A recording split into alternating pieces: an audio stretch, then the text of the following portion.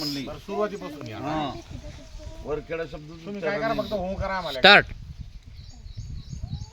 अर्पिता, तुझं नाव सांग एकदा आणि शाळेचं नाव सांग बरं. माझे नाव अर्पिता हरियागाव.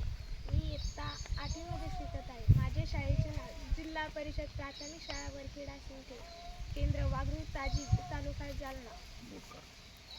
आपण या ठिकाणी काय बघण्यासाठी आलेलो आहोत? भौतिक साधन. आपण इतिहासामध्ये जे इतिहासाचे साधने हा जो धडा बघितला तर त्याच्यामध्ये किती प्रकारचे साधन होते? 3 प्रकारचे होते. त्यांचे नाव भौतिक साधन, लिखित साधन आणि मौखिक साधन. मग हे जे साधन आहे तर हे कोणतं साधन आहे त्यामधलं?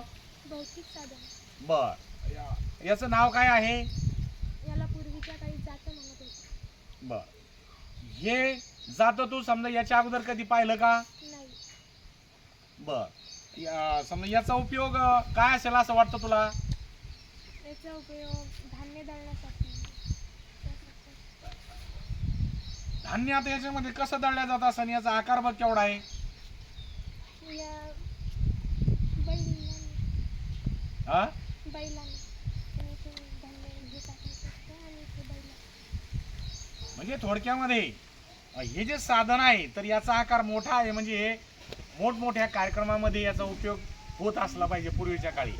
बर, आता आपल्या घरोघरी असं साधन छोट्या प्रकारचं तू कधी पाहिलंय का? कुठं बघितलं? हा, आमच्या घरी. मग तुझ्या घरी त्याचा उपयोग होतो का?